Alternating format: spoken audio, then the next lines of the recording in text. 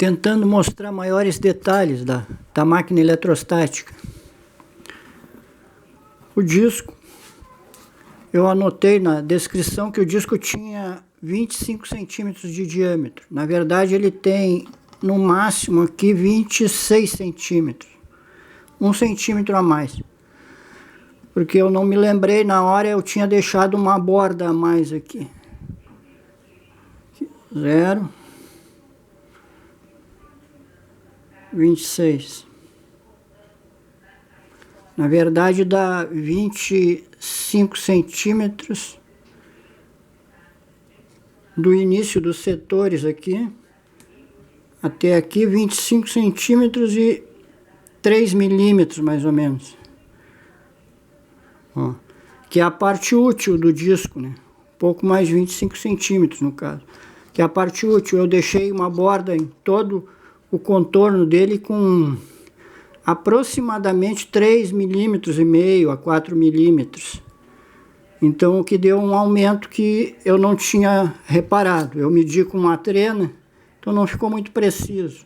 Normalmente eu não faço medidas muito precisas, porque eu parto logo para a prática. Eu não posso perder muito tempo com desenhos, né? Então eu passo logo para a prática. Ó, os dois discos. E o segredo todo da eficiência dele é manter eles o mais próximo possível, evitando o atrito, claro, o contato entre eles, mas a maior proximidade possível. No caso dessa máquina aqui, ficou entre 3 e 5 milímetros. E bem centralizados, né? Preferência, máxima centralização. E as tensões mais elevadas se conseguem com separações maiores entre os setores. Aqui tem, em média, 1 centímetro de separação entre os setores. 9 milímetros na parte menor, na parte mais próxima. Em torno de 9 milímetros. E aqui, assim, na parte um pouco mais separada, dá 1 centímetro na base. Então, dá em média 1 centímetro. O ideal é 1 centímetro. Aqui dá uma média de 1 centímetro de separações. E os setores têm 5 centímetros de comprimento. Deixa eu mostrar aqui. 5 centímetros de comprimento por 1,5 na parte mais larga. E aqui na parte mais estreita, de 5 a 6 milímetros, mais ou menos. Eu fiz um gabarito em aço, risquei na chapinha de alumínio e fui cortando eles. E colei com Super Bonder, né?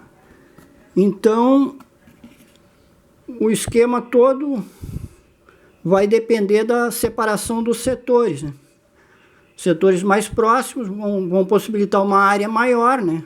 Vai aproveitar melhor a área, vai gerar mais carga, mais rapidamente. Só que as tensões serão mais baixas, né? E com tensões bem mais elevadas, a carga será mais baixa.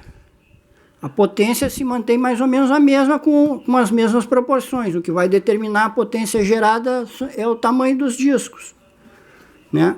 Então não tem segredo, não tem mistério nenhum. A energia não vai sair do nada. Se conseguir tensões mais elevadas, a corrente vai ser bem mais baixa, proporcionalmente mais baixa, né? Com setores mais próximos ou menos setores com maior área, as tensões serão mais baixas e as cargas, a corrente, será mais elevada. E o capacitor, vou mostrar aqui o capacitor. Um capacitor com uma capacitância muito elevada, com uma área muito grande, né? Vai acumular mais carga, vai demorar mais para formar faíscas. Vai se obter uma corrente mais elevada, porém ele vai puxar mais carga e vai reduzir a tensão produzida, né? Então, é isso aí, não tem como fazer milagre aqui.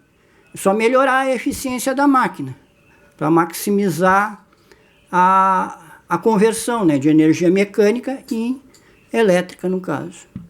Sempre lembrando disso. Se aumentar a tensão, vai diminuir a corrente. É que nem nos transformadores, né? É mais ou menos uma analogia com velocidade e torque, né? Maior velocidade, menor torque. Maior torque, menor velocidade, para a mesma potência. E aqui no caso é tensão e corrente. A potência é a tensão multiplicada pela corrente, que vai se manter mais ou menos a mesma com a máquina dessas proporções, nos discos. Discos de 35 centímetros, 40 centímetros seriam ideais para produzir uma tensão em torno dos 65, 70 mil volts, com os setores com uma separação de no mínimo 1 centímetro, né? Daí para mais. E eu vou mostrar aqui os detalhes do capacitor. Aqui é a armadura externa. Eu fixei ela com abraçadeiras feitas com um próprio tubo de PVC cortado em segmentos. Vou mostrar aqui a parte de trás. Ó, chapinha dobrada aqui. As abraçadeiras feitas assim, para facilitar a desmontagem. Ela é totalmente desmontável. Vou mostrar a armadura interna. Primeiro mostrar a armadura externa aberta aqui. Eu abri ela. Uma chapinha de latinha de alumínio. Ela tem mais ou menos 8 de largura por 10 de comprimento. Arredondado as pontas aqui, para evitar ao máximo as fugas. Com tensões elevadas, todo o cuidado com pontas é necessário. As superfícies devem ser o mais lisas possíveis, né? Evitar ângulos retos, para evitar a perda pelo efeito das pontas. Vou desmontar aqui, ó, os coletores de carga, esferinha, como eu falei, ó, 1 centímetro de diâmetro. Foi com essas aqui que eu consegui em torno de 60 mil volts, um pouco mais também, com um ambiente mais seco. Elas têm 1 centímetro de diâmetro, mais ou menos 1 centímetro. Ver se eu consigo mostrar aqui. Mais ou menos 1 centímetro de diâmetro. E bem lisinha, tem que ser bem lisinha, porque irregularidades provocam perdas. Eu testei com esferas maiores, essas aqui, e as tensões que eu obtive foram menores, né? Eu consegui, uma esfera dessa aqui tem 1 polegada de diâmetro. Eu consegui entre 40 mil volts, 30, 40 mil volts no máximo.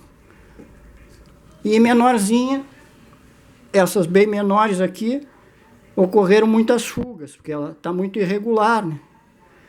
Então o ideal é essa aqui, foi com o diâmetro de 1 centímetro que eu consegui os melhores resultados em termos de tensões mais elevadas. Talvez 1,5 centímetro, eu não testei ainda, né? De repente se obtenha resultados tão bons quanto ou até melhores, mas não sei. Eu ainda não testei.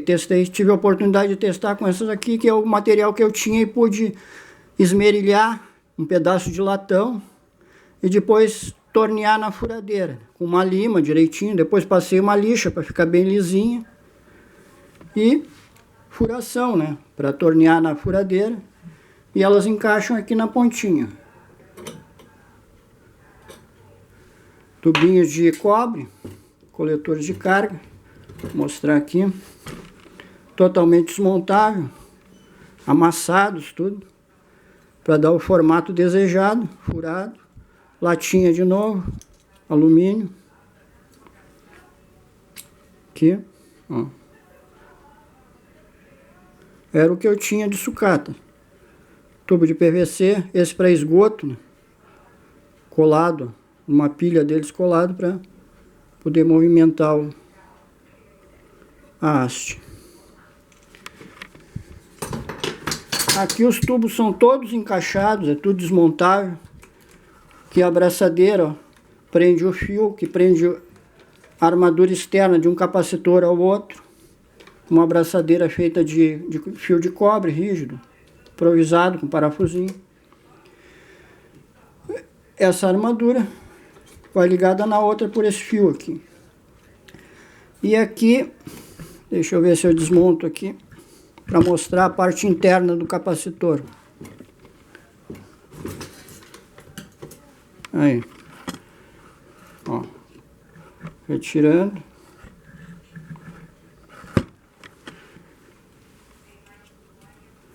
Já deixei previamente aqui desmontado mais ou menos, ó. Deixa eu retirar aqui, ó. Deixa eu ver se eu retiro essa parte aqui. Tá. Ó. Tubo de PVC, tudo feito com material de tubo de PVC. E aqui eu posso retirar a parte interna. Ó.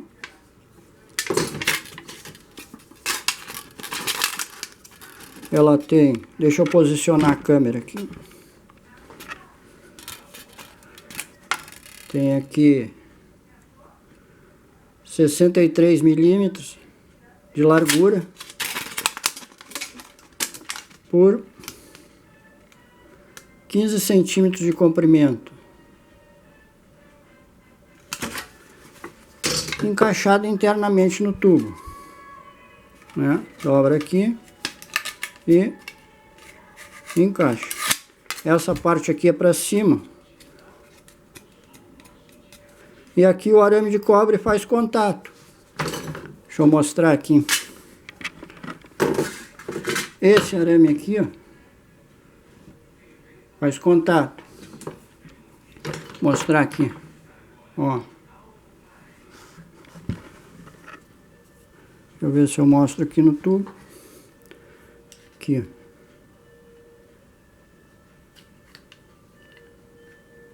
Então essa parte de cima dele aqui encosta lá dentro. Encosta na armadura interna.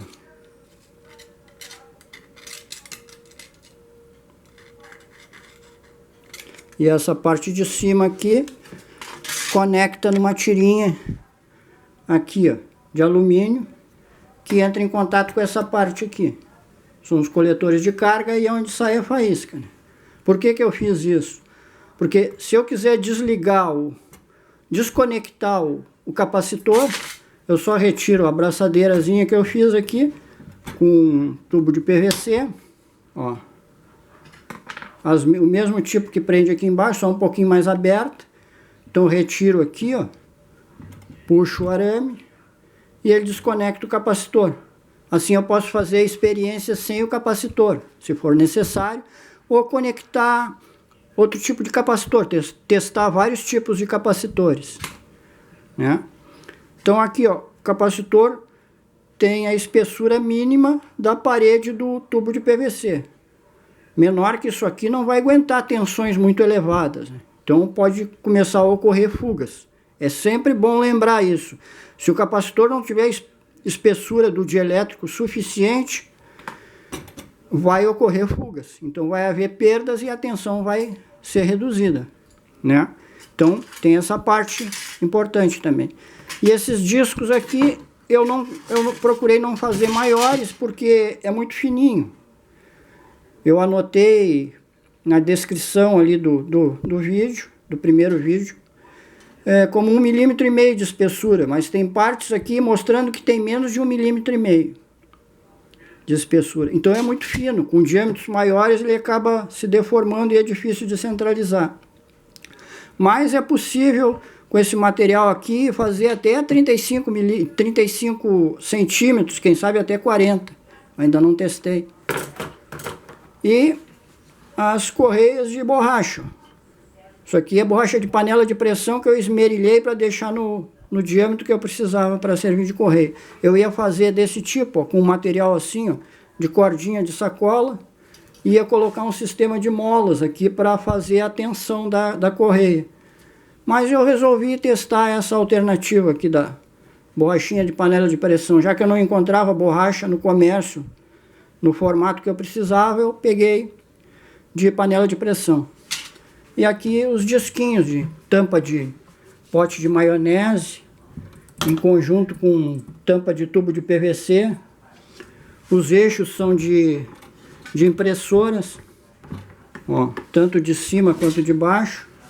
Manivela aqui. Parafusinho.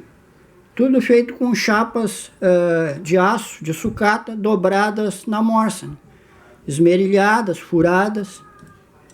Tudo artesanal. Comprado mesmo é o tubo de PVC e uma caixa plástica que eu encontrei de organizadores em supermercado e resolvi testar com esse material. Antes de todo e qualquer teste com eletricidade estática, eu atrito o pedaço do plástico que eu vou utilizar, eu atrito até no cabelo e testo num pêndulo elétrico. Vou mostrar em vídeos aqui. E já parto para a prática. Se ele não eletrizar, é que o material é ruim, tá conduzindo eletricidade, então não é adequado para isolamento, né? Para isolantes. O ideal é sempre material transparente, isento de tintas, porque alguma tinta pode funcionar como condutor e ocorrerem fugas, né? Com tensões elevadas assim, madeira é condutora. Então o que parece isolante para tensões mais baixas vira condutor para tensões muito elevadas, né? Lembrando sempre disso. Aqui os neutralizadores. Chapinha, eu resolvi utilizar a chapinha de alumínio também, ó, no lugar das escovinhas aquelas. Ó.